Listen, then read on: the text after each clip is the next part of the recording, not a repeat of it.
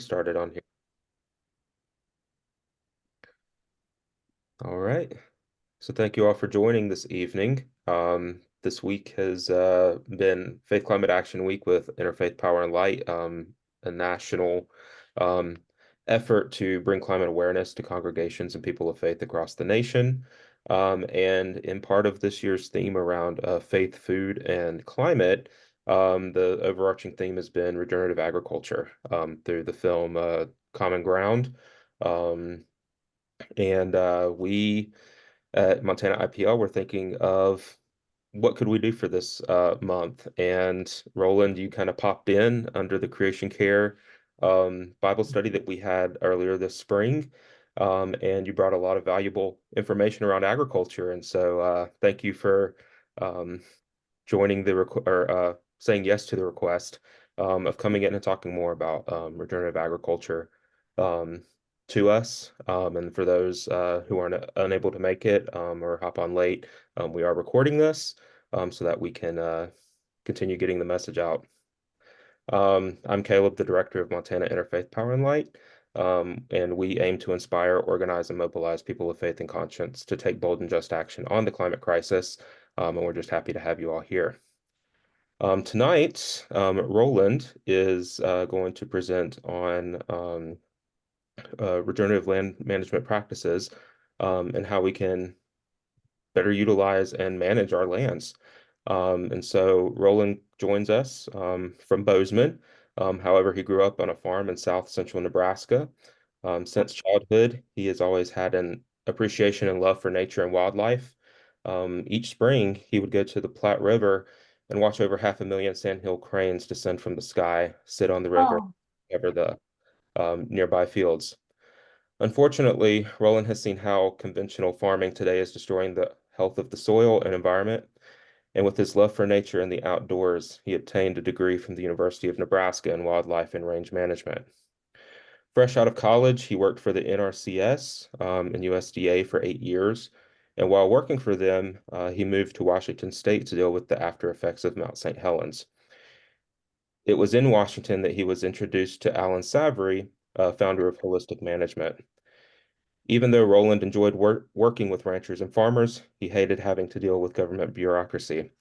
So he quit the NRCS. So he quit the NRCS and began to work for Holistic Management International. Since then, he has been teaching courses in holistic management and consulting with ranchers for over 38 years. Though he still oh, has a few clients here in Montana, he is in the process of retiring. And just recently, this past spring, taught his last holistic thought and management course at Montana State University. oh. So, Roland, we're happy to have you, and I have made you co-host, so feel free to share your screen when you're ready. Okay.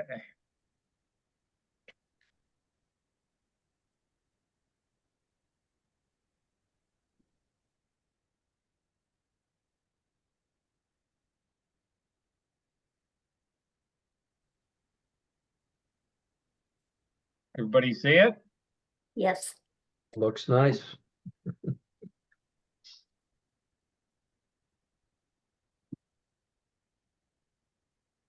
Getting my other computer. I've got a split screen, so if you see me looking one way or the other, it's because I've got my laptop sitting beside my big screen that's on my desk.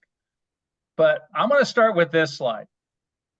And at the top of it, I got a bar that's going across. So hopefully you don't have the same bar, but it says creating regenerative landscapes. But I just want you to just ponder this photo, and either if you got a piece of paper, write down what you see going on. But I'm going to give you about 30 seconds just to reflect on what you see. What do you think?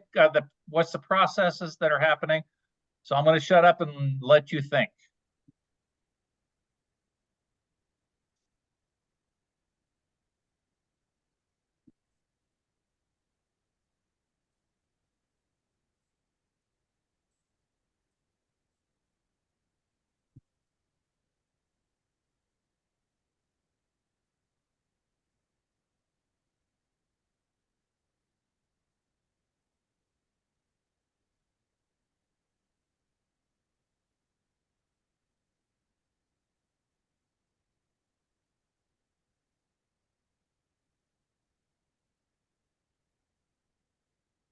If we were in an open classroom, face to face, I'd probably ask you to share some of the things that you visually saw. Again, being computer, if you want to vocalize what you see happening, that would be great. Through my presentation, if you've got questions, you want me to explain something in better detail, don't hesitate to interject. Say, Roland, can you back up? I can even back up a slide or two if I have to. But my subtitle of my presentation is Working with and Understanding God's Creation. And it's my belief that if I was walking through the gates of St. Peter, walking into heaven, and I was managing this landscape, that I would hope that God would be pleased with what I've done with this landscape. Yeah. In that you can see there's an abundant amount of grass. This is at the end of the summer. This is in north central Nebraska, where I lived there for about 5 years, working with clients in the sand hills of Nebraska. I was working for the NRCS, and then when I went and started working for Savory, I was still working here. But this is the efforts and the fruits of the labor of this rancher who I'm going to say did a remarkable job. And what is not just one pasture that I picked on, I'm going to say 75, 80% of his pastures at the end of the growing season had this much tall standing grass in it. Wow. And it's not by accident, it is by design. And that's one of the things I would teach ranchers is how can we effectively graze and harvest the grass that God gave us? But then how do we leave enough grass to feed the soil, feed the wildlife, and make the earth healthy? This PowerPoint presentation is available also on YouTube. As I was telling the group this afternoon, that if you can't watch it or if you want to share this with somebody, just go into YouTube, do a search and type in Roland Kroos, and you will see my PowerPoint presentation come up. You will also, just out of caution, see another gentleman. He's out of Germany, and his name is exactly as mine, Roland Kroos.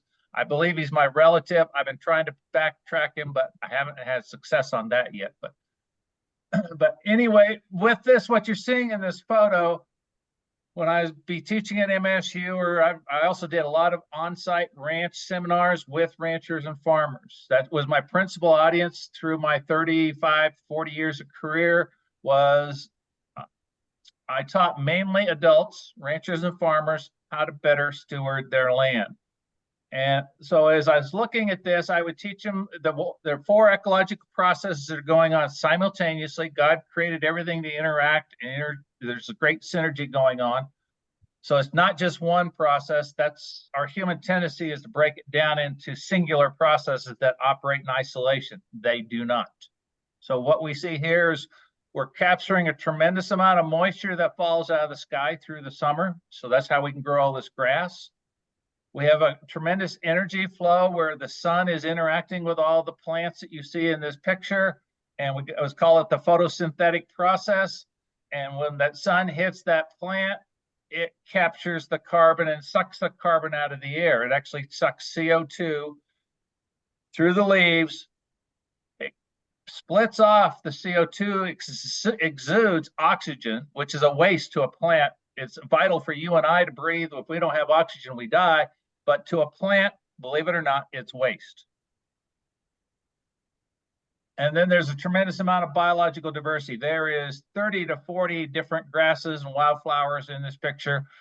Predominantly a lot of switchgrass that's kind of got that orangish color, but just take it by word for it. And then we've got livestock out here. This is just a fraction of the livestock that are in this pasture.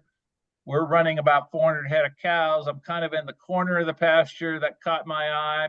There's a bunch of calves laying down that you can see and can't see.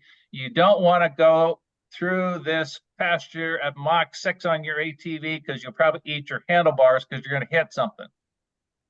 That is a hazard of having too much grass. You can't drive fast anymore.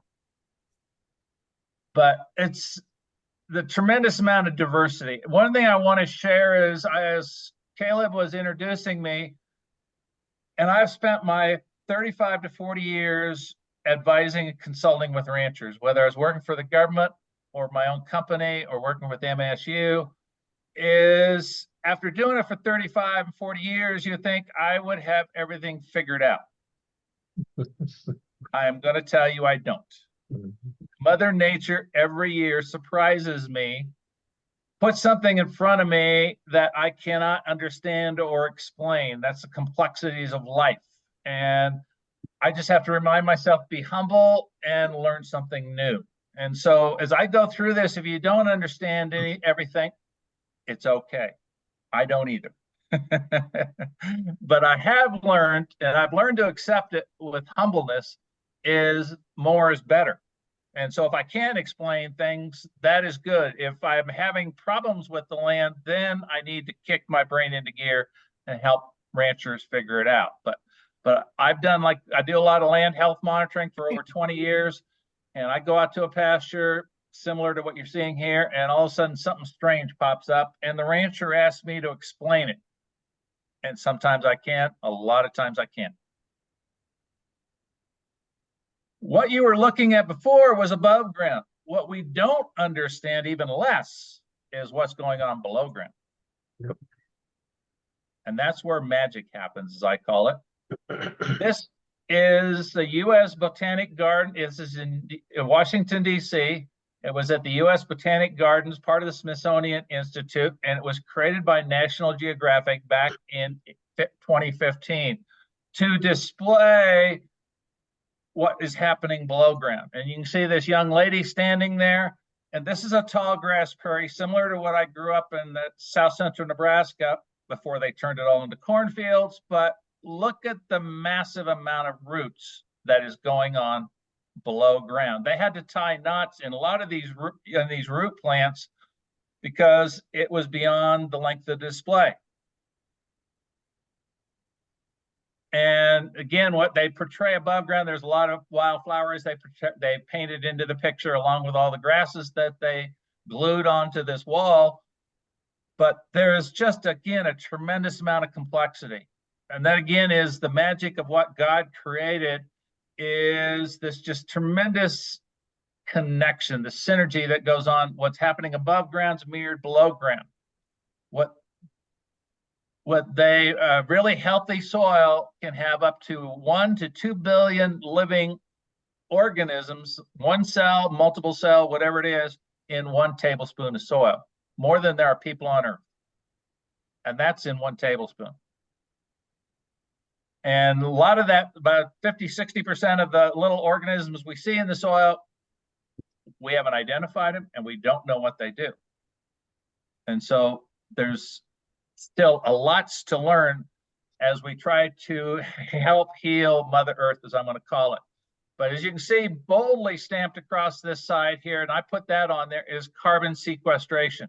There's this magic process when the plants are hit, when the sunshine hits the above ground plants, it captures that carbon and 90% of it gets stored below ground. There can be 10 times more biomass below ground than you see above ground, as again is portrayed here. And so we don't have an appreciation of that, and we need to, again, better understand that.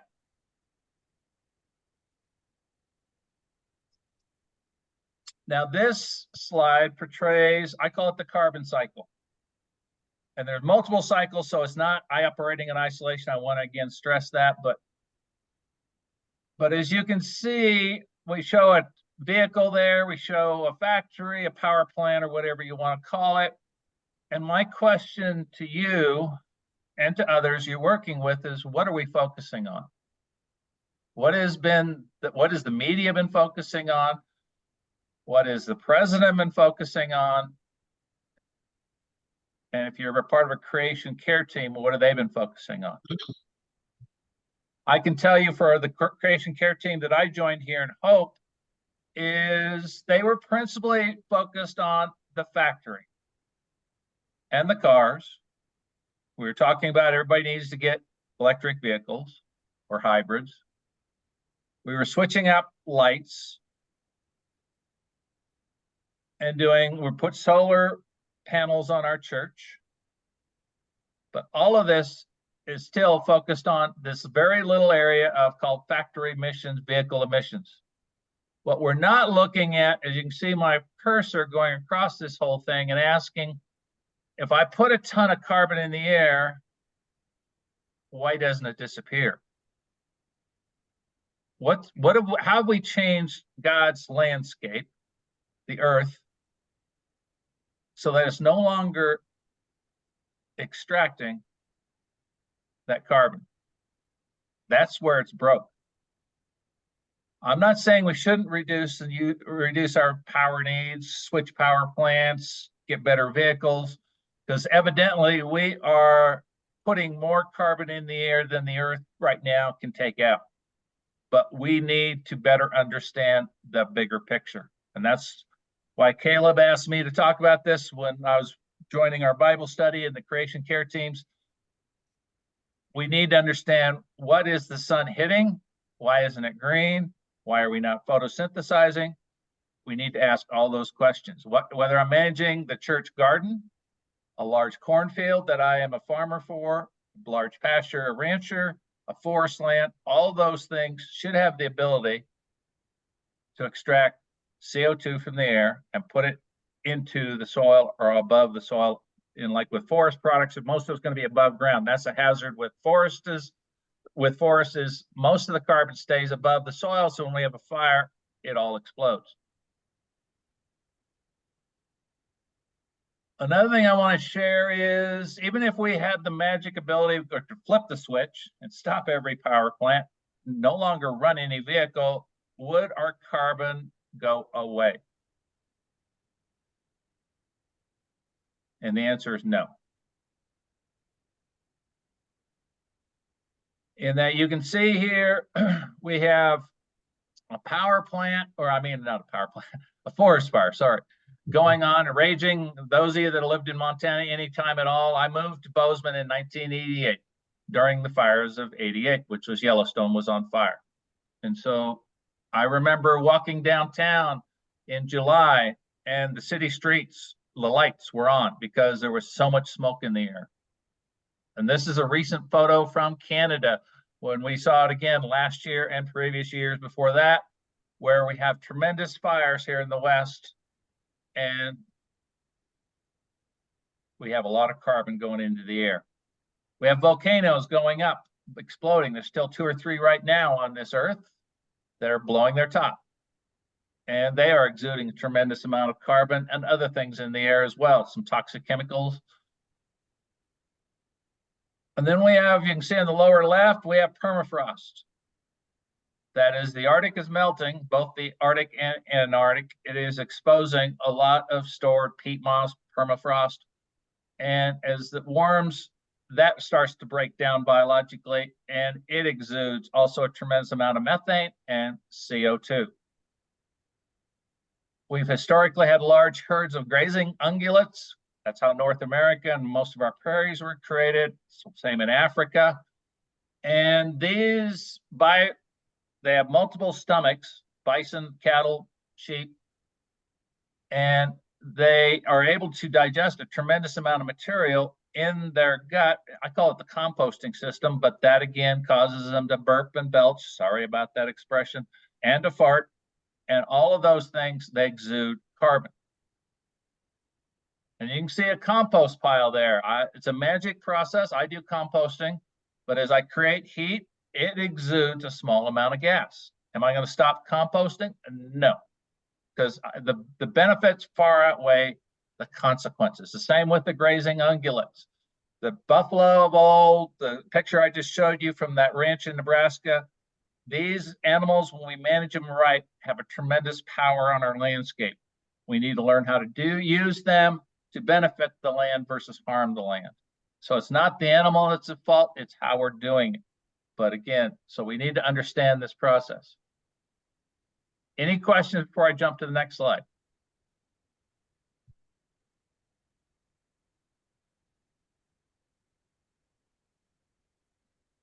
Okay, I've been asked to talk about regenerative agriculture. Through my 30 years, initially I wasn't into regenerative agriculture, but as my learning expanded, I understood a lot of these, I call biological, ecological processes. I began to get a better appreciation of how we can regenerate the land. And it's a noun, but this comes from Kiss the Ground, which is producing that film Common Ground. It's a nonprofit organization I'd encourage you to explore. They've got a great website, and they got some great books that you can read to so you can better understand this process called regenerative agriculture. But here's a simple definition that describes a farming and grazing practices that, among other benefits, helps us reverse climate change by rebuilding soil, organic matter, and restoring degraded soil, biodiversity, resulting in both carbon drawdown and improving the water cycle. Specifically, it's a holistic land management practice that leverages the power of photosynthesis in plants to close the carbon cycle and build soil health, crop resilience, and nutrient density. It also helps us, I want to talk about water cycle. It's been shown that if I can improve and take the carbon out of the air and put it into the ground and improve the organic matter in the soil by 1%, that soil can now store an additional 20 to 25,000 gallons of water per acre. And so we know what the consequences of climate change is. We're running into droughts, irregular weather patterns. So we have to improve our ability to hold moisture when the Lord blesses us with this rainstorm. Sometimes he gives us too much, but again, if we can increase the organic matter, we can store it and hold it. There are 6 core principles that farmers and ranchers practice if they're into regenerative agriculture. It can be very complex. As I mentioned, these biological processes are not always easy to understand. But how do we know if a rancher or farmer is doing it? And I look at these 6 core practices, these principles, I call it. And I'm going to show you slides of them. I'm going to go through them. But the first one is, what is the context that they're managing the land under? Are they using, I'm going to use the term, a holistic approach, or are they using a conventional mechanical approach or an industrial approach? As some of our agriculture is, I call it more industry than agriculture. It starts with our human mind. As I've been doing this for 40 years, I still can't change people's perspectives. That has to come from them. That need, that desire to improve the land has to come from them internally. I might encourage it. I might show them tours, pictures, whatever it is to get them to start swaying a little bit. But the commitment to doing this has to come from them inside. It has to be that they have to create that context of what the changes are going to be. Once I've got that done, then we need to start looking at minimizing soil disturbance. And some of you already on this call have been talking about preparing the garden. How have you been preparing the garden? If you're going out there with a big rototiller, you're disturbing that soil. You're killing the fungi that might be living in the soil, destroying bacteria. It took me a long time, so I'm not going to admit I'm a genius. It took me 20 years before I got rid of the rototiller. And I've raised beds. I scrape away the straw that I put out to cover the soil, take a little shallow hand trowel that I can make a little groove in the soil, plant my seed and cover it back up and walk away. That is it. We need to maximize crop diversity. We got to stop growing singular crops, which the country and the world is covered with. We'd like to grow big fields of corn, wheat, rice, whatever it might be. We need to learn to keep that soil covered.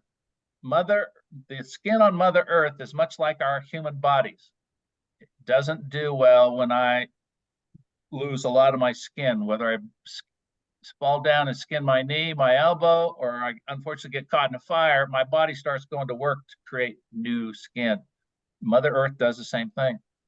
Maintain a living root in the soil. We got to keep feeding those organisms year round if we can. Even in northern Montana or Dakotas or Canada, we are learning how to do that. And we need to integrate livestock back into our landscape. God created great complexity. He didn't just create a bunch of grass plants and no animals. So we need to go back and look at the Garden of Eden and ask, why did God do all these wonderful things?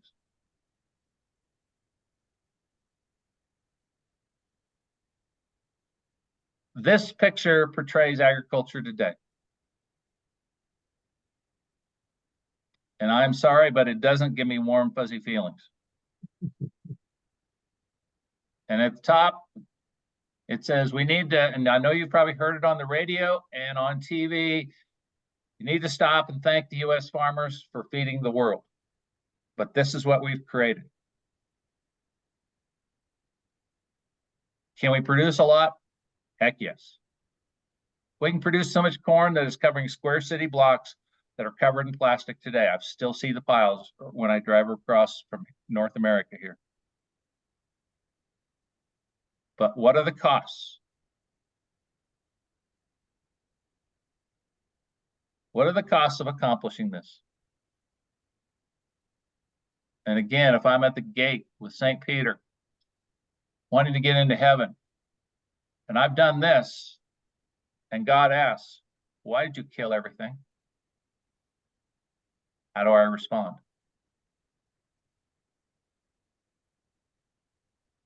What happened to all the birds, the bees, the rabbits? I can go on and on. What about all the plants, the trees that God may have put out on this landscape?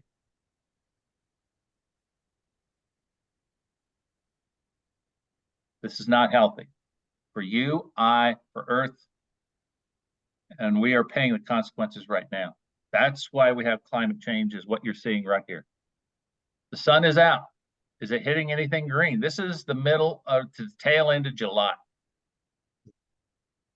And there isn't a green thing out there other than the clear corner up there. There might be a pivot or something over there. You can kind of see a little green, but I can see acres and acres of this with nothing green. We've manipulated the community and the Earth's cover to look like this, and it's not doing well.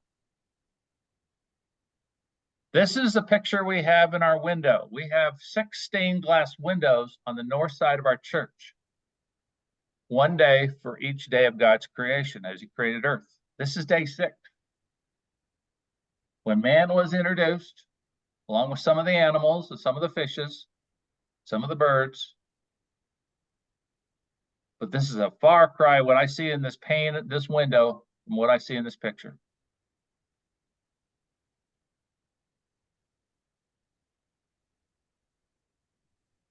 And so we need to get back to basics. We need to ask, encourage our agriculturalists to re-examine what they're doing and to make them part of the picture. Part of this goes, and I've run in with this with ranchers, very conservative ranchers, and they have quoted this to me. And then God said, let us make mankind in our image according to the likeness, and let them have dominion over the birds of the air, over the cattle, and over all the wild animals on the earth,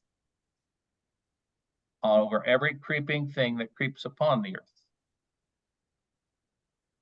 And it's that word dominion that I think has caused agriculture to go completely astray. We have to realize that word dominion is an English term because we use the English language. And I really appreciate participating in Caleb's Bible study on the Earth's creation. And we had some healthy discussions over what this word may or may not mean.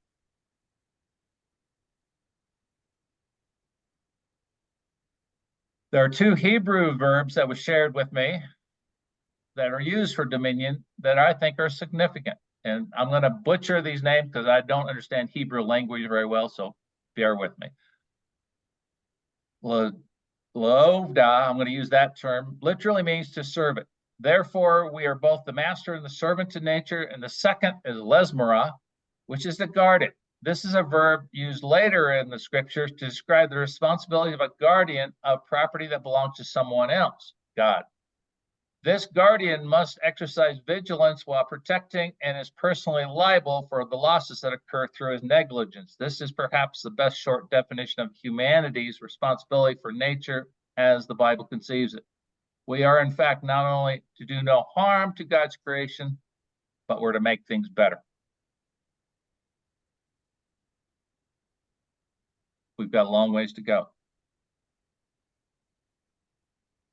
So when I start having some ranchers, again, cite me scripture, I now have another thing, or I'm going to have a response, put it that way, on how I think we need to act and what we need to do on the land. This is how traditional cropland looks, and we're right now in the throes of it. With the spring arriving, I'm going to be driving to Nebraska here this next week to attend my son's graduation, and I'm already counting on most of the farmland in Nebraska looking like this. I can take you to fields right outside of Bozeman right now that look like this. They've been busy for the last month disking and plowing to where it is completely tilled up, and they've destroyed the organic matter. 476 billion tons of carbon have been emitted from farmland soil due to inappropriate farming practices over the years. That's why we have climate issues. We're contributing. These soils are exuding CO2. When you deep till and allow air to enter the soil, now the carbon in that soil the organic matter is breaking down because of the excessive tillage. So now the soil is exuding CO2. So when you see a plowed field, it is not healthy. It is unhealthy. When the sun hits this, it is releasing CO2, not capturing. Compared to 276 gigatons emitted from burning fossil fuels. I think we both need to work on both those things. Regenerative agriculture shifts the paradigm. It shifts the context. When we think we have dominion over the earth, we think we've got to compete with nature, and we have the right to compete with nature. That we can destroy whatever God put on this earth and take it away and put what we want out there. Versus a regenerative approach is we start learning to partner with nature. We quit fighting what she's trying to put out on the land, and we partner with her, and we work with that synergy. And it's amazing if you just let go. It's not as difficult as we think. That is the neat thing. We're not doing it perfectly on these farms, but rather than fighting Mother Earth, we start partnering with her. She starts guiding us. That is what's the cool thing. We've got to quit disturbing the soil. You can see that big implement there, disking, plowing. We've got to learn to protect that soil. Keep it completely covered, much like our bodies and our skin. We've got to, again, I don't think God appreciates, I know I don't, appreciates large cornfields, wheat fields, and nothing else out there. It's easy to manage in a way. It takes a lot of input because we got to use a lot of chemicals, herbicides, everything else to just grow a single crop. Because again, God's fighting us, Mother Nature is. Versus diversity. And the last one is reductionist. Again, we look at a single approach. We ignore all the interconnections versus using a holistic approach. Those are some of the contextual changes that are going to have to occur in our thinking as agriculturalists. This is a picture of me. I'm sitting on my knees right in the center there, if you can see my pointer. But I am teaching a class in Wisconsin at North Star Bison, Rice Lake, Wisconsin. And I've got this group of students. As you can see, a lot of them are adults. Most of them are almost all adults. And we're talking about the ecological processes. Again, this is the end of September on this ranch. And again, look at the amount of grass that we are sitting in.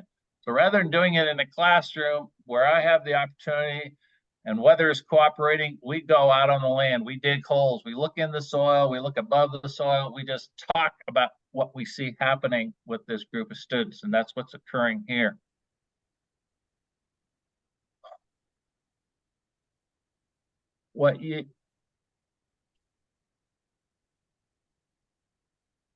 I'm trying to change my banner. It's going across the words, but if it says, if you want to make small changes, change the way you do things. If you want to make big changes, change the way you see things. And that comes from a rancher that is now a holistic management educator, just like I am, from Don Campbell, a Saskatchewan rancher. And again, in our creation teams, we got to do more than change the light bulbs. I'm sorry, that's just some of the small things that we're doing. It's rearranging the chairs on the Titanic, and I don't know if we can save the earth quick enough by doing that. We've got to do way more. And so that's why hopefully, that's why Caleb asked me to give this presentation, that we can get active and do way more. We're showing that common ground film, which is absolutely dynamic and covers many of the same things I'm talking about right now. And you need to see it if you haven't.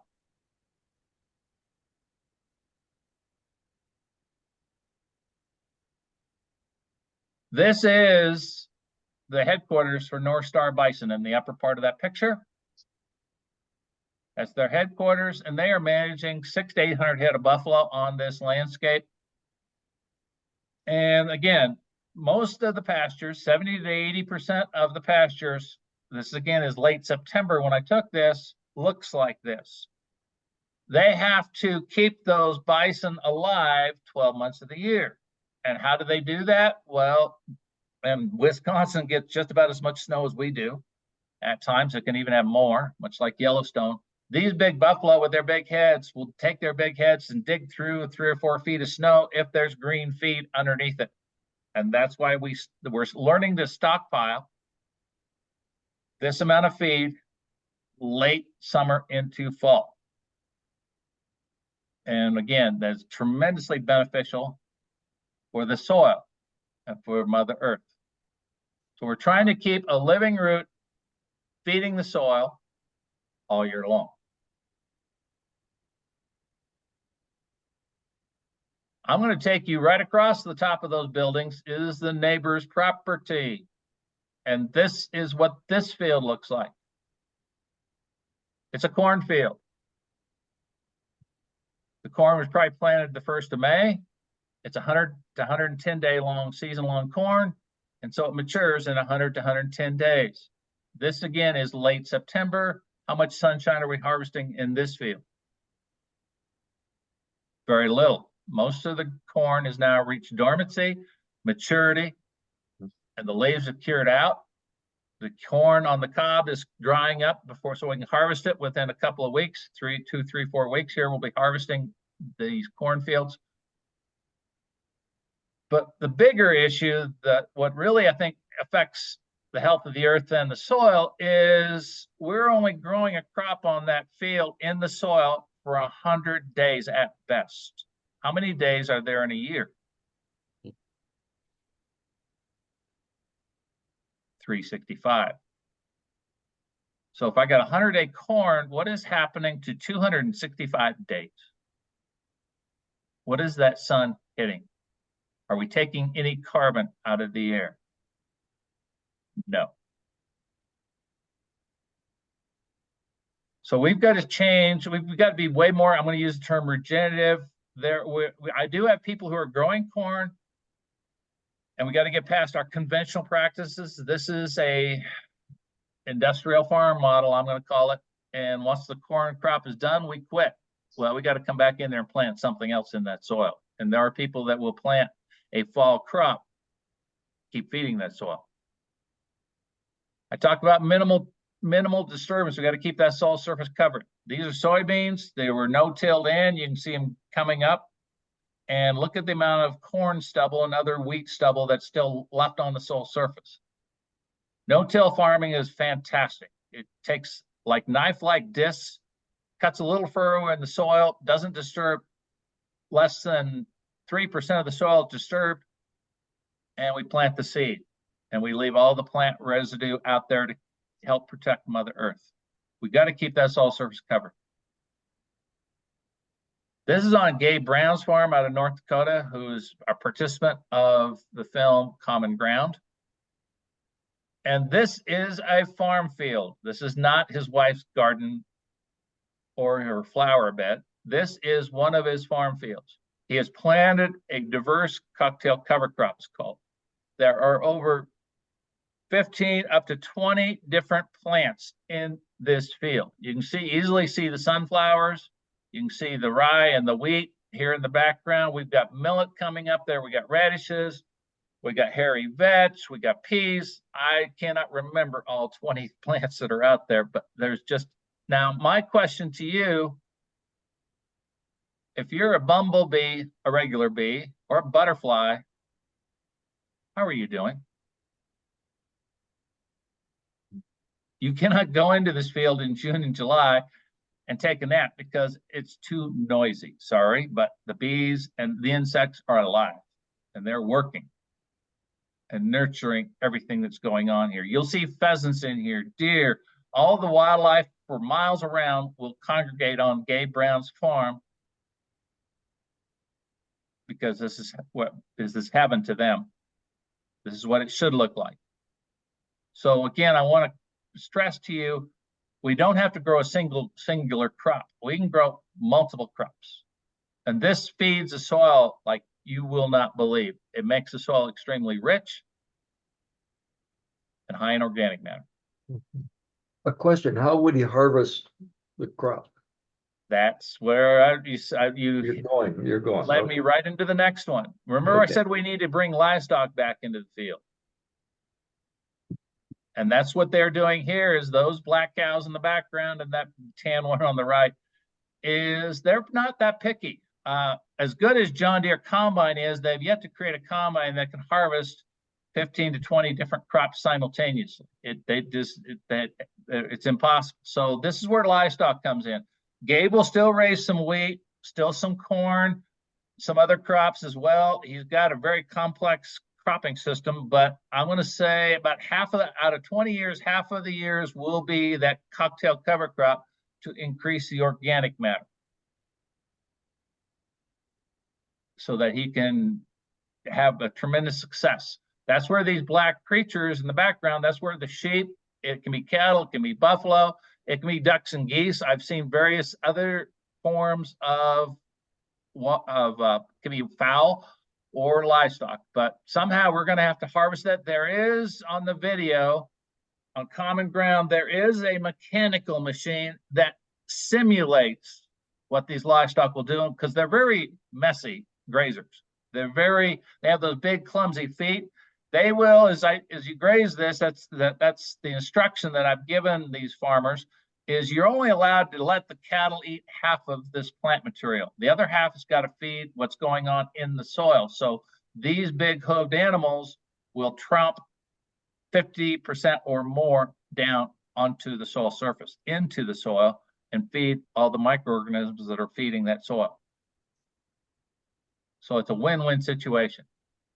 Gabe can make more money by grazing this than he can by running pure corn. But he looks at what current markets are doing, but generally has found his livestock business where he's got very minimal inputs does extremely well.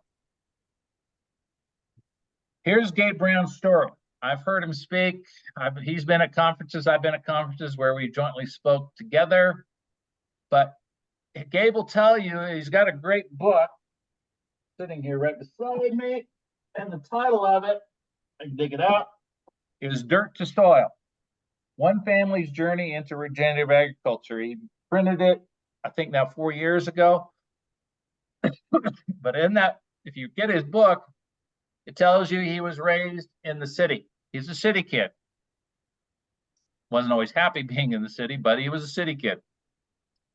I think he did have a grandfather, one of his grandfathers, who had a farm or ranch. He wasn't farming it, but he'd always go out there to visit, and he just liked playing in the dirt. One of the ways you get into farming, if you don't own it or your parents don't own it, is marry into it. And that's what Gabe did.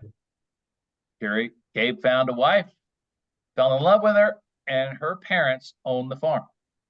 Did Gabe die recently? Not yet. Okay. He's got ALS. He's still alive. He was on the video yesterday. I just watched him. He did a webinar, but they're giving him 2 to 3 years.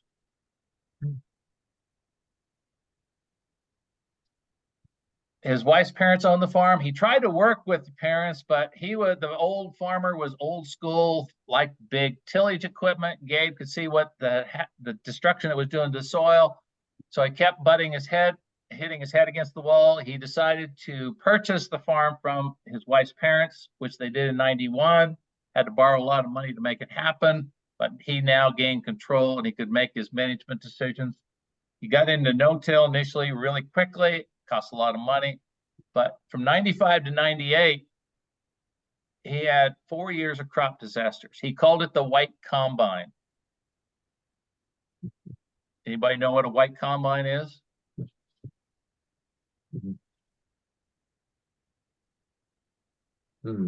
No. The big hailstorm. Oh, yes.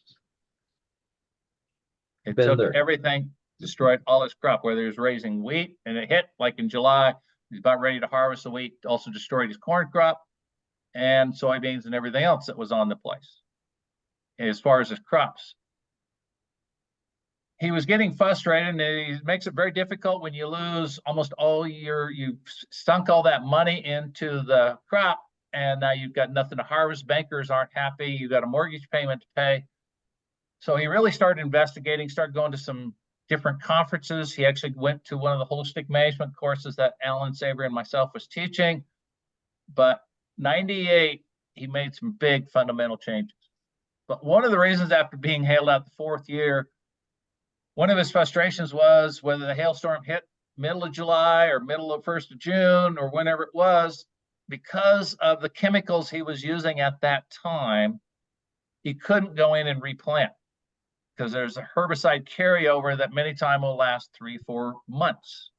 So he couldn't just go in there and plant a new crop because of the chemical he previously used. And so he was walking through, he's about half his farm. He's got a 4,700 acre farm. Half of his farm is cropland, half of it is pasture land. And as bad as the hailstorm was, it affected the grass that was in pasture land, but it rebounded right back. And that's where he started scratching his head saying, God is way smarter than I am. He goes, there's a reason God mixes and puts all these plants in this pasture, because some of the plants just within weeks bound up and was extremely productive. And he says, I need to change my farming methods. I need to do more than plant one crop. And so he really started paying attention to the biological processes and God's overall intent. I'm going to use that term. The winter of 98 started a brand new journey for regenerative agriculture, and he's been doing it ever since. Here's the success. Brown's farm is success. Crop yield, Gabe still grows some corn this way. Doesn't grow it every year. I want to stress that. But in the years he does, his average is now producing 127 bushels per acre. This is dryland corn, puts on no fertilizer, minimal herbicides, if at all. Sometimes he doesn't even put any on, but sometimes he does. And his neighbors, the county average for that county, and he's right outside of Bismarck, North Dakota, is only 100 bushels. And that's high input energy. They're putting on fertilizer, herbicides like crazy. Now, who do you think's making money? If Gabe can produce 127 bushel corn with almost zero inputs, but his neighbors are only producing 100 bushels of corn with lots of inputs,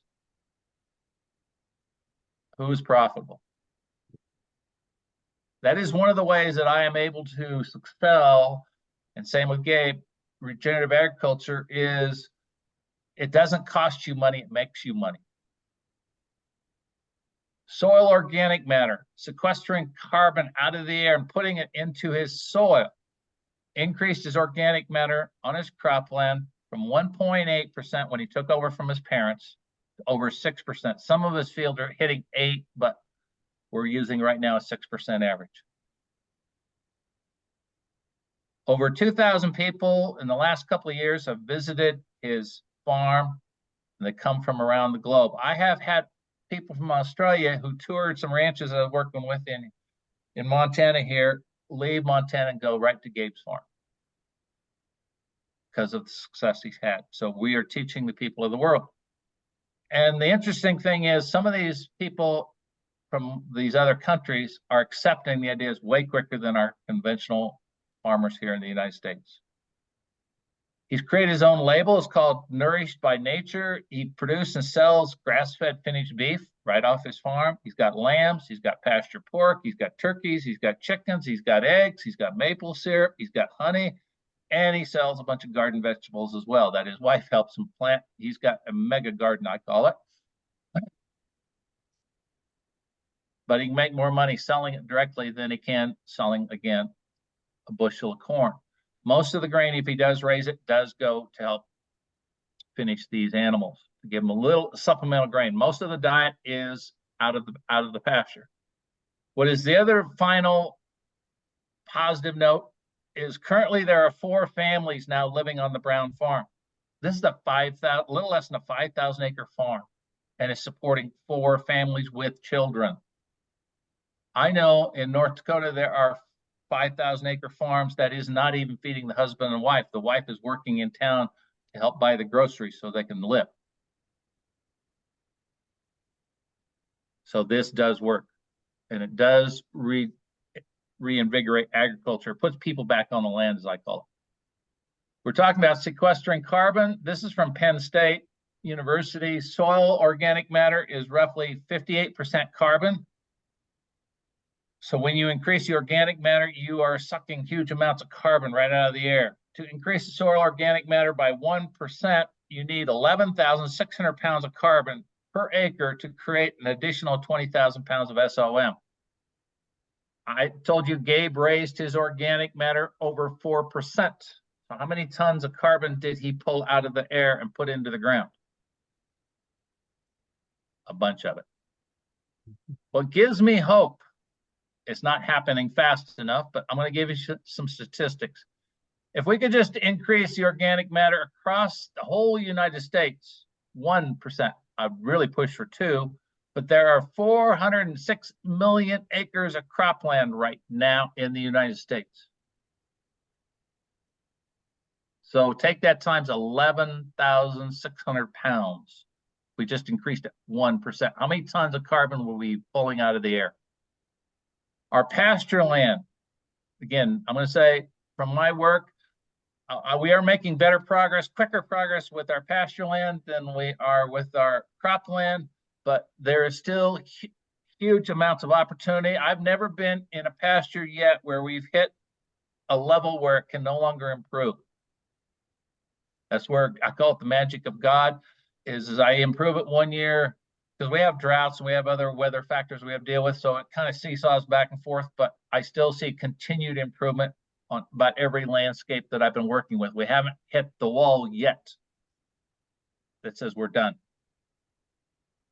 So again, if we can increase the organic matter 1% in all the pasture land rangeland covering the United States, take that figure. So you combine, we've got a little over 1.2 billion acres, and you take that times 11,600 and some pounds, we have the opportunity to suck a heck of a lot of carbon out of the air.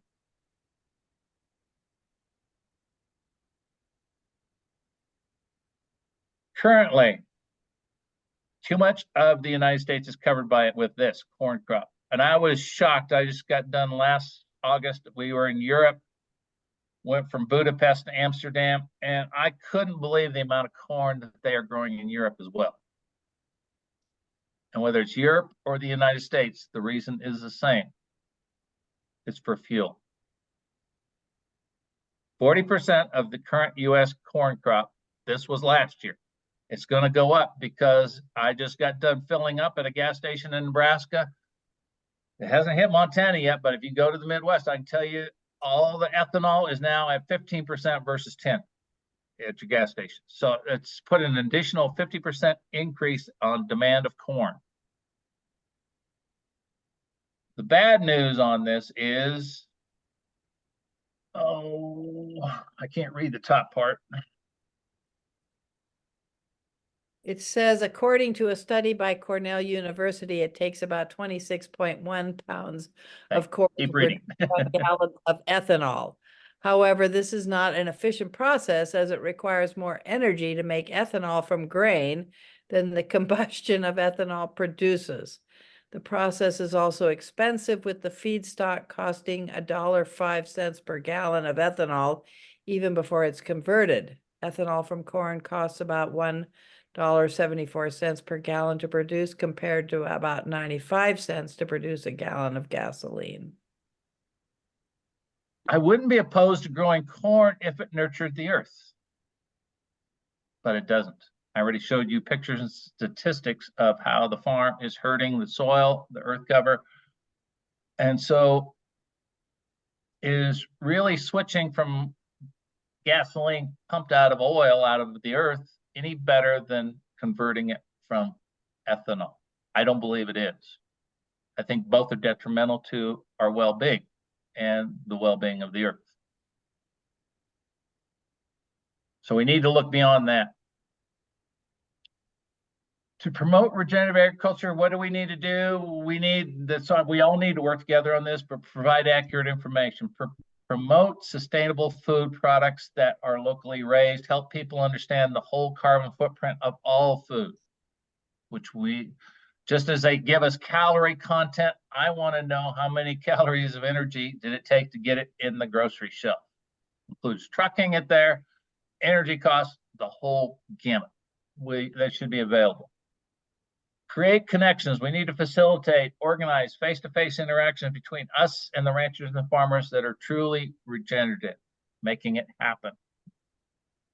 We need to help them make the push so that their neighbors and others in the county and the nation will do it. Get involved with, it says WSE, it's a Western Sustainability Exchange. You can Google it. They are out of Livingston. They are a nonprofit organization working with ranchers and farmers right now in regenerative agriculture. Kiss the Ground is another organization. They created the Common Ground video, and they also created a video called Kiss the Ground, and there's a book called Kiss the Ground that you can get. There's other organizations scattered in Montana and other states that are doing similar things. So host a showing of Common Ground, schedule tours, workshops. We got to do more than just celebrate Earth this week. It's great that we did it. We were at a nurse festival. I talked to probably several hundred people when we did it at the fairgrounds. But if I quit and don't do anything else, have I really created change? So I want to keep pushing our creative care team forward. I want to have some summer tours. I know some ranchers and farmers that we can visit that we need to encourage. And we need to make that connection between those of us that live in the urban area like Bozeman, Missoula, Billings, wherever we might be from. Because when I grew up on the farm, but now as I talk to my children or grandchildren, they have very little idea of what happens out on the farm. That has changed in the last 50 years. Change how we see things. From what you see happening in your backyard to what's happening in the rest of Montana and beyond, we need to work on this. This is from a book, and there's still a lot of propaganda out there. You can Google it, and I know you're going to find it. You can find it within the next 30 minutes if you wanted to, 30 seconds. How to be sort of vegan. This is an article, and how that would help the planet. There's a big push, and they're promoting that beef or red meat is bad for us. That green vegetables and oranges, avocados, carrots, all the other things I see in that right-hand picture are good for us. How does this help the environment? If I stop eating meat and I simply go to become a vegetarian, especially if most of Montana is grassland. 70% of Montana right now is pasture and rangeland. It does not produce crops. But if I stop eating meat and we stop having cattle, the land is not going to improve. It's going to actually go backwards. 7% of Montana is cropland. But do we produce green vegetables that we can eat in the middle of winter? No. So if I want oranges in January or avocado, kales, carrots, whatever it is.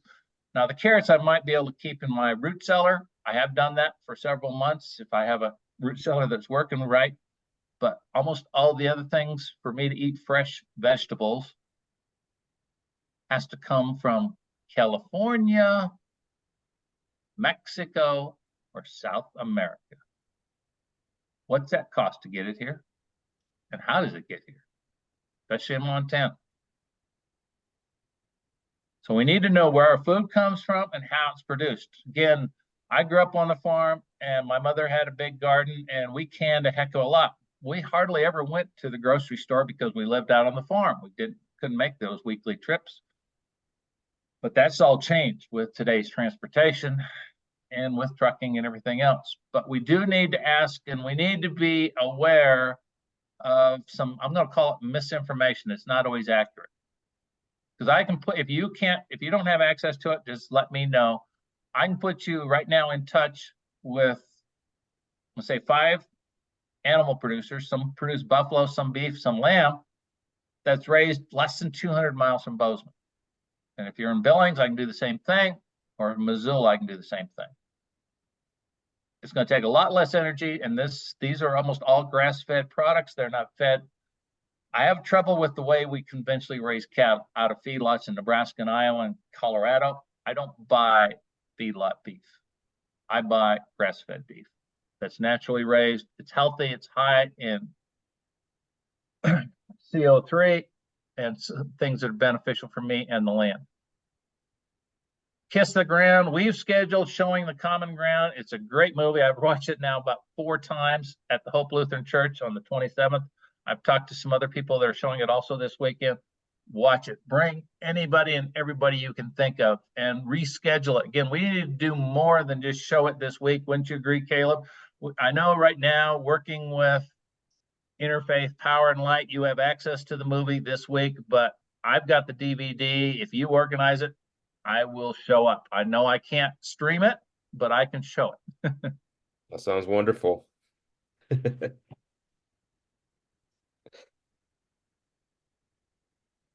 Another one I want to talk about is food waste. In the United States, it's been estimated that we waste 120 billion pounds of food every year. That equates to 325 pounds per person wasted. That's a pound a day. That just perplexes me. I'm thinking, I know we have things that go bad in the refrigerator, but I don't waste a pound a day. I might throw half a pound out a week.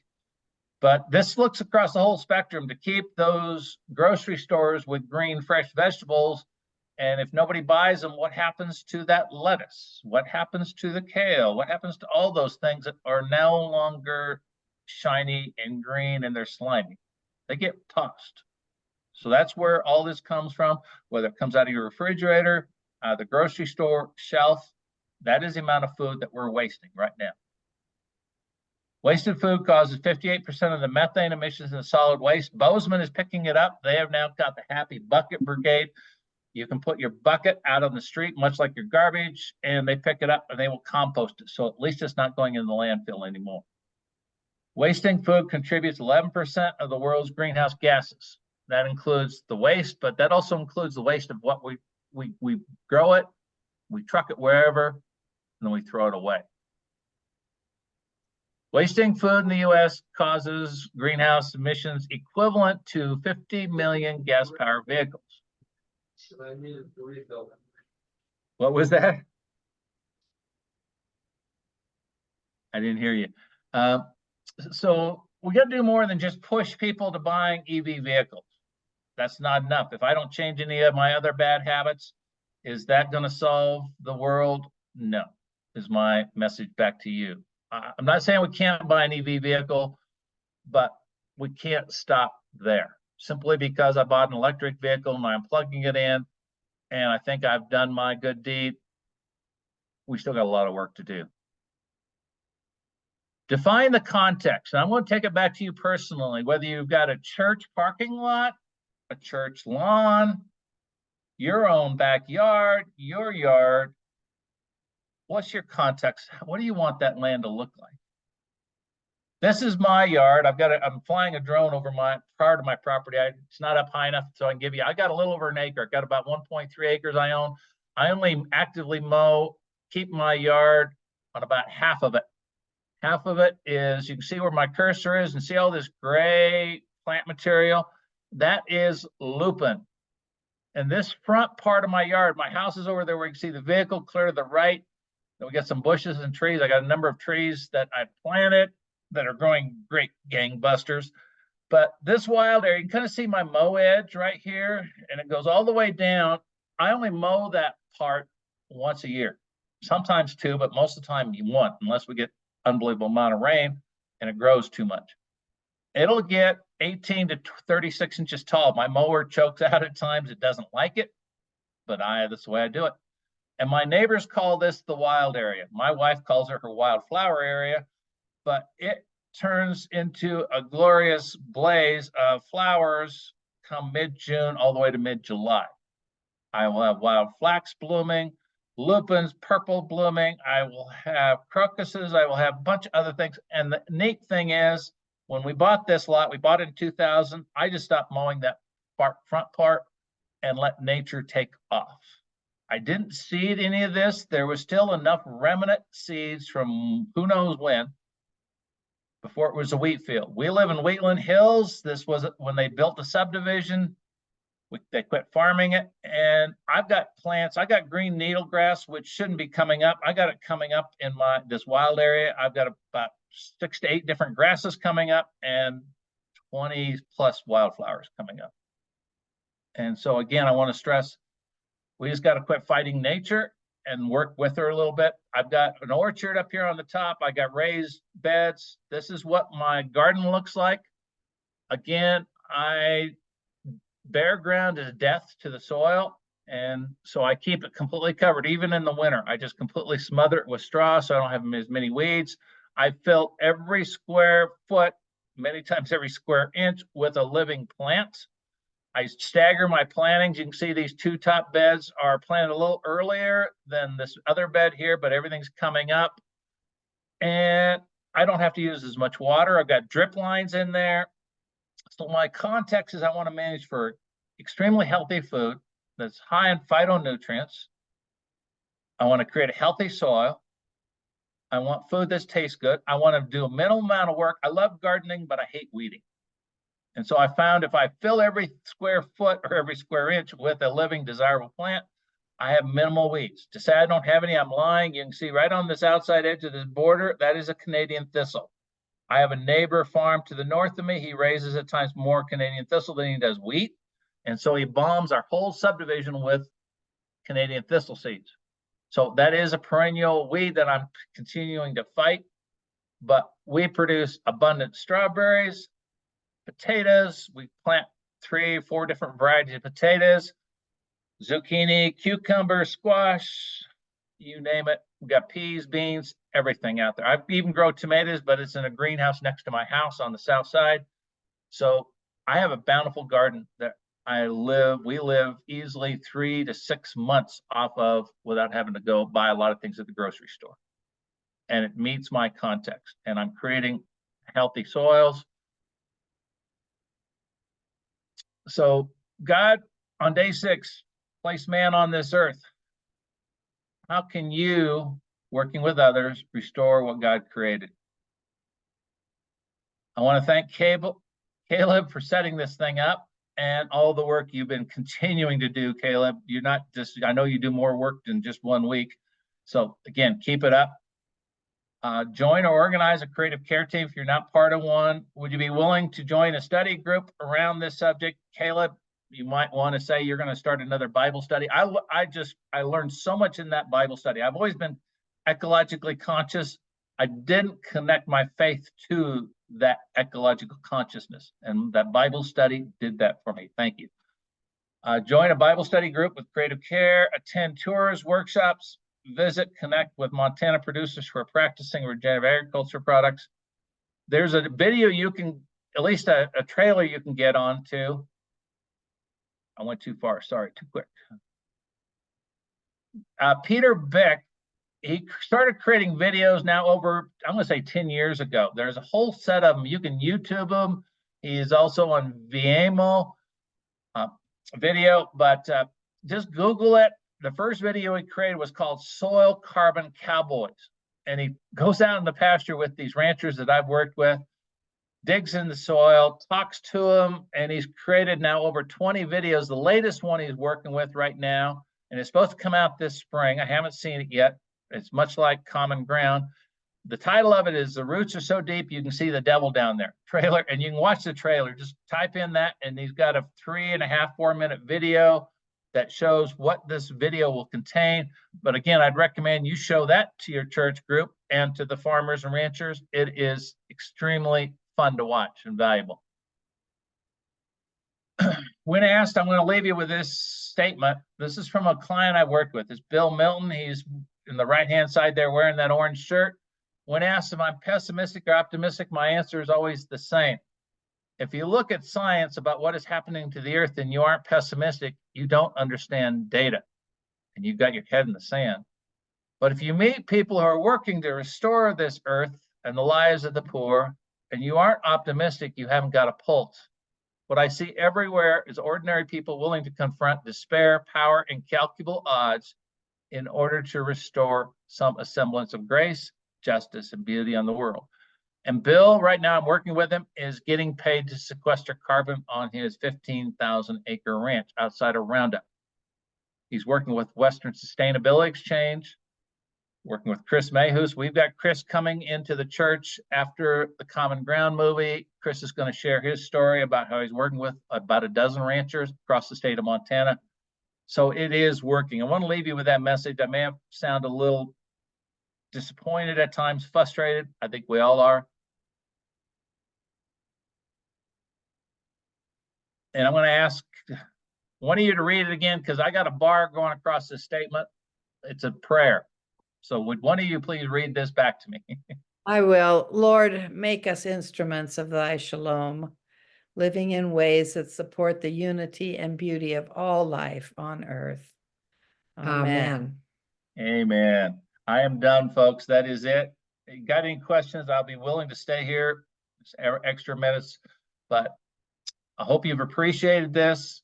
Hope you've learned from this. And again, if you want me to give this to somebody else, this is about the 4th time I've given this. I keep changing it slightly, but I hope you've enjoyed it. Thank you. All right. Roland, thank you so much. Thank you so much. Good job. Yes, it was wonderful, Roland. Thank you. I just had so 2 things. One, to your point about the creation care study, is that we will be offering it again later this year. So stay tuned for when that's going to be offered. Right now we're looking at about season of creation in September, October as a good time for that. But I had a question because I found it interesting when you mentioned that you had folks from Australia coming and other countries who are latching on to regenerative ag practices more quickly than those here in the States. What are those challenges that you're facing in terms of getting them to buy into here? One of the things, Caleb, which you and I talked about, you're going to be visiting Washington, D.C. here next week. I think you're leaving. Is that correct? Yes. And that I've had a number of Australians I've worked with, also people in New Zealand. What some of you may or may not know is back in, I want to say the late 70s, it must have been the 80s. New Zealand and Zealand both pulled their subsidy program for the farmers. They were heavily into providing huge subsidies for raising lambs and wool, producing all this fine wool.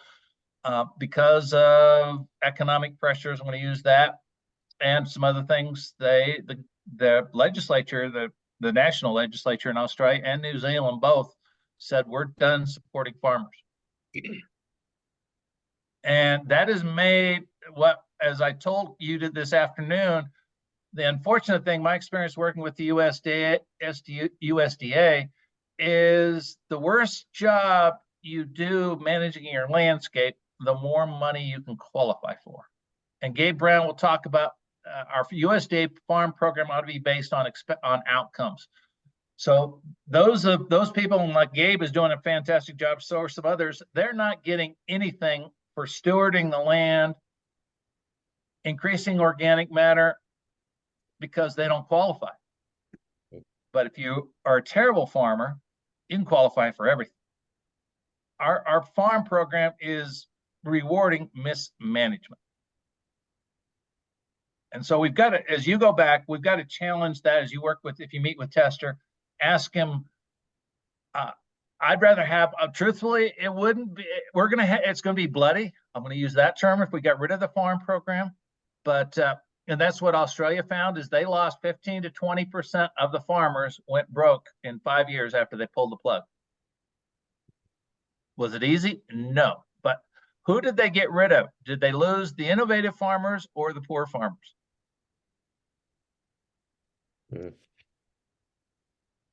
And so I think if one thing would be to, okay, let's pull the farm program, but then provide financial help right away for those farmers that are going to lose. It'd be cheaper and we'd be way more effective than keep pushing this, kicking this can, I call it, down the road. Because right now, everything we subsidize through taxes is heading us in the wrong direction. And so that I'll let you kind of think. I don't have, I wish I had the absolute answer. Gabe and I talked a little bit about it, but Gabe is as frustrated as I am. What we are excited about is that people like Microsoft, like Western Sustainability Exchange, they're getting money from companies, commercial companies like Microsoft, that are willing to subsidize to pay what, like Bill Milton, he's sequestering carbon. It's not coming from the government, it is coming from commerce. And I think that has got a better win than what government can do right now. Yeah. Well, thank you for that, Roland. Dave, I think are trying to ask a question or make a comment. Oh yeah, my microphone got turned off. I didn't realize it. I was raised on a farm, majored in agriculture, got lost in the Air Force for 30 years. Now I'm back running a community garden. I don't know if you know where Hysham, Montana is, halfway between I know where it is. Yep. City, on the valley with irrigated agriculture, sugar beets, corn, you know, the mixed crops, relatives still there. And I was talking with a niece today about, we have one of the videos, to Common Ground, of whether they'd be interested in looking at it. But, you know, we've got second, third generation farmers down there. And I'm seeing a lot of this conversation is taking place among us city folks. Yeah. And, you know, if you go into Hysham, Montana, lecturing on how they need to change their ways, they're going to go the opposite direction. That's not going to work. And so I see a difficulty in how you bring them to them. The one family I'm thinking of, they raise sugar beets, corn, alfalfa. They have rangeland, they have cattle, but I've been looking at this with my own garden, and you do it with row crops. I just was out planting my lettuce and carrots, pulling the leaves aside for it. But I guess what you're saying, you can raise less corn, but you've got to raise more cattle in order to put that ground back to work in rangeland or grassland. Yeah, I mean, there like I said, there is some called mechanical devices, farm equipment devices. They show it. You said you've got the Common Ground. I'm trying to think. They call it a crimper. I saw that.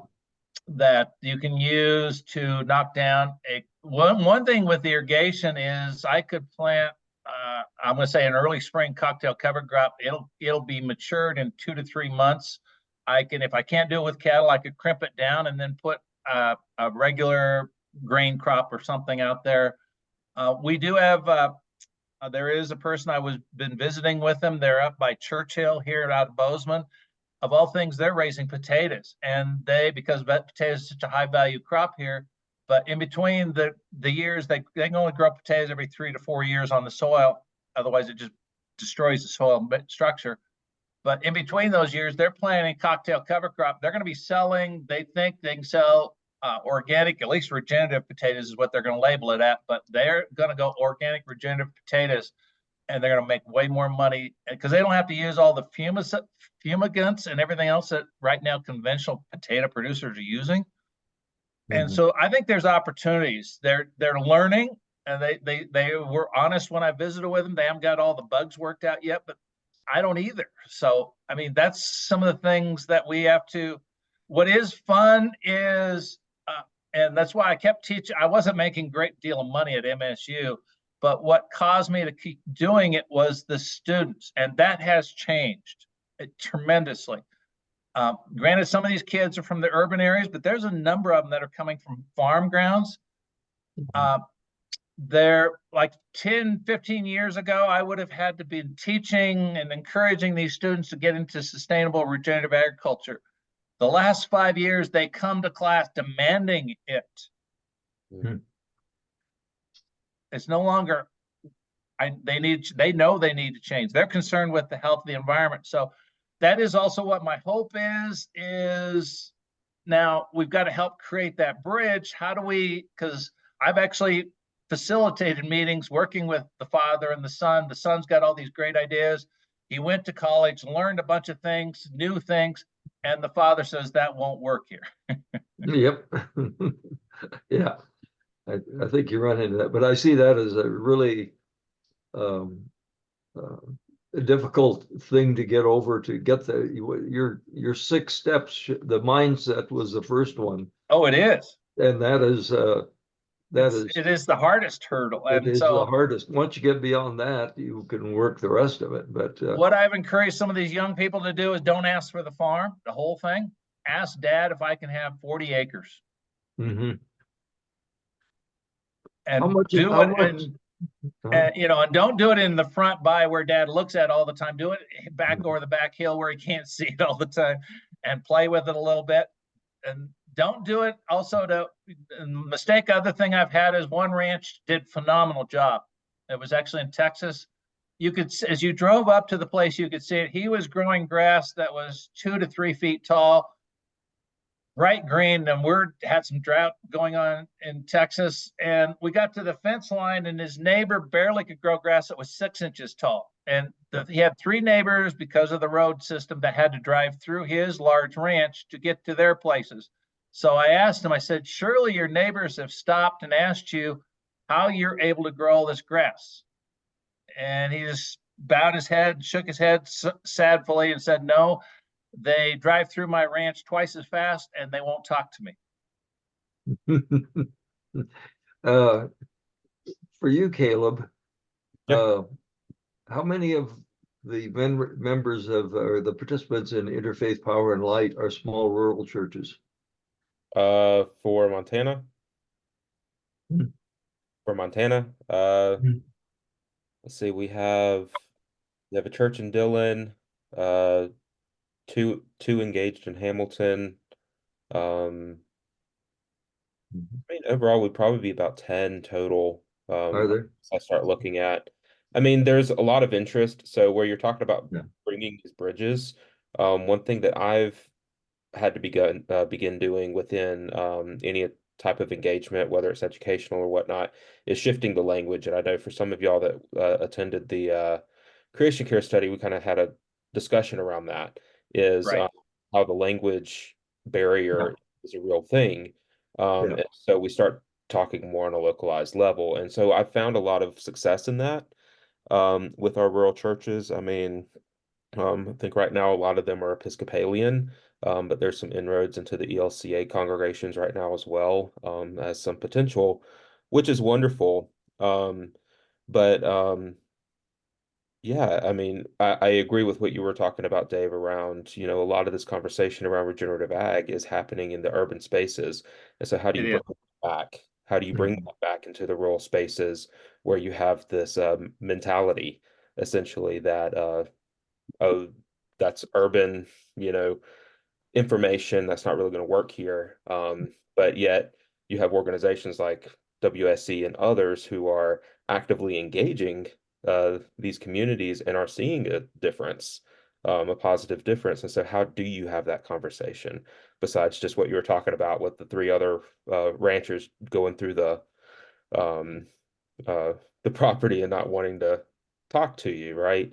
Yeah. So I think there's a lot of ways, but this is just the beginning piece essentially for us because we're still young as an organization. But there's a lot of opportunity to potentially provide those bridges within these rural spaces. So One of Caleb, the things I've learned oh, by doing, I'm sorry, go ahead, That's all Roxy. right. I was just going to say, in one of those evening Bible studies, there was a comment or a conversation around the climate crisis. Right. So, what was the words that you Yeah. used, which I thought Climate really reality, climate realities. climate reality rather than crisis or change or anything? What are we seeing? What are we experiencing up close and personal? Right. Um, really, and that rocked my boat, I'll tell you. I think climate reality is something that could open up a conversation. Unfortunately, climate crisis, climate change has been politicized, it's divisive, and it's seen in a very negative way. And Yeah. climate reality kind of makes us stop and think about, well, what have we been experiencing, and having that conversation. And I haven't heard that being politicized. Well, Anybody, experiences is can- anybody? Mhm. I was going to Is say it- experiences to that. Sorry, go ahead. All right. Go ahead. Is anybody familiar with the book called Generation Dread? Mhm. Mm-mm. The Montana Environmental Information Center has been holding some discussions, and I went to one here in Billings last week. You know, one 85-year-old in with some 50s, 60s, and millennials. It's a millennial book about how the millennial attitudes about climate change are, and how the generational bridges are not very strong. You know, the way to stop a conversation is to talk about the environment or the climate change deniers, climate deniers. And this was kind of interesting. The book was written by a millennial, which for me was kind of a difficult read.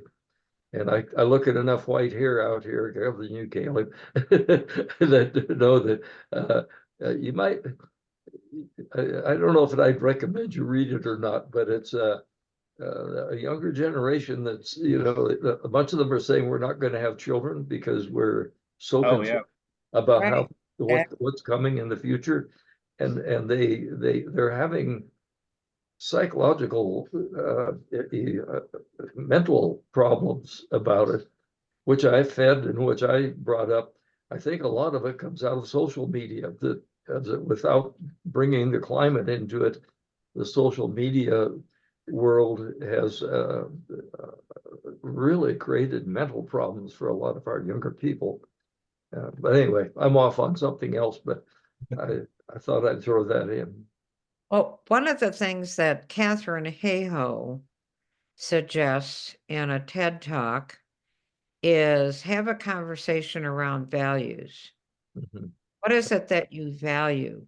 And that kind of can start a conversation that can bridge generations and bring people perhaps together, but at least willing to talk about.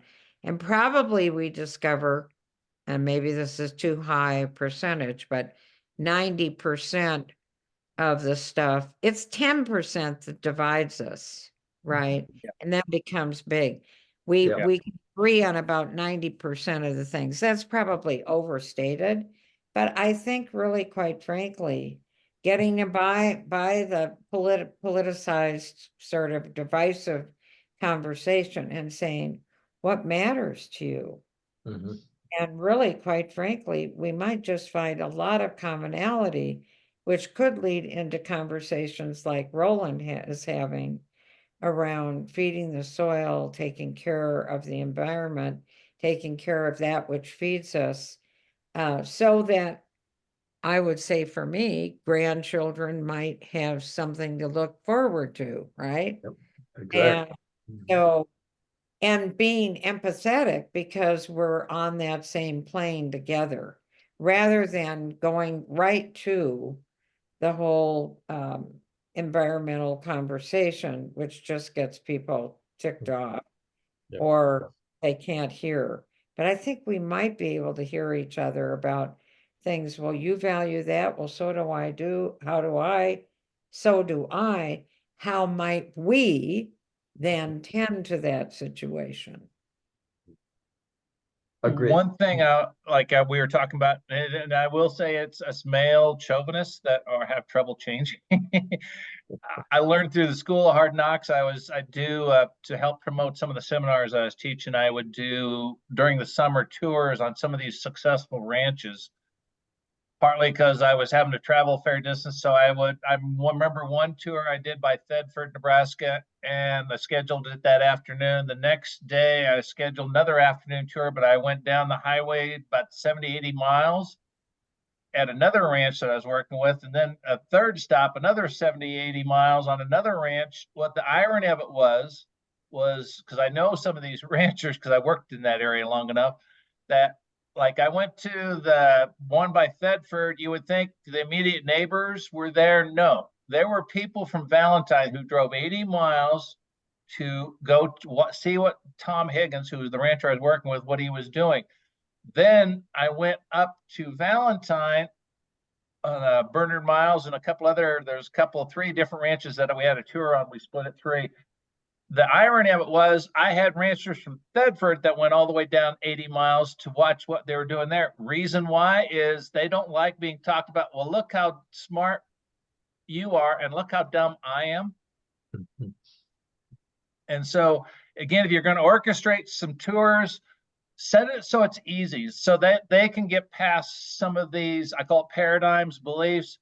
So you don't want to compare them to the neighbor who may be doing things better than they are, but they don't have any problem going 80 miles because nobody knows them there.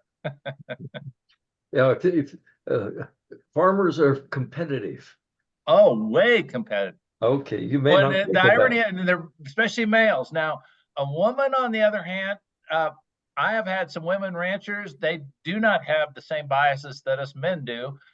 Thank you, women. Is they'll change way quicker. And so it really excites me when I have a husband, wife, and that's what I usually encourage the team, the whole team, to come to my class versus just the man.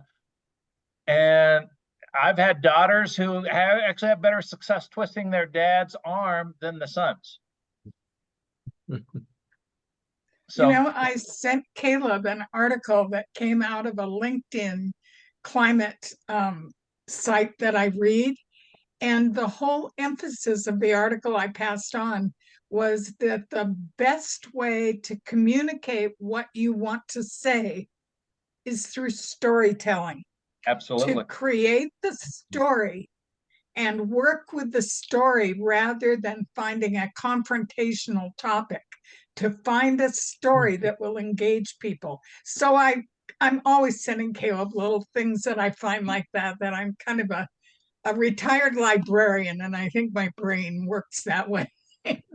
So, but I read that and I thought that's really true. It is. That the story can break down walls of resistance that exist from the sociological development that we each have.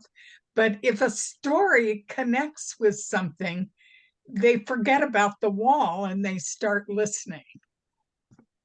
Thanks, Kristen. Absolutely. Well, thank y'all. I'm recognizing we've run a little bit over what we would advertised. If there's any final questions for Roland before we close this evening. Otherwise, thank you all for joining us, and hopefully, like me, I learned a lot this evening. I hope you all did as well. And we have recorded this session, so we'll make this available to the rest of the network as well. And it's such a wonderful resource, Roland. Thank you. Oh, you're welcome. Thank you. I enjoyed it.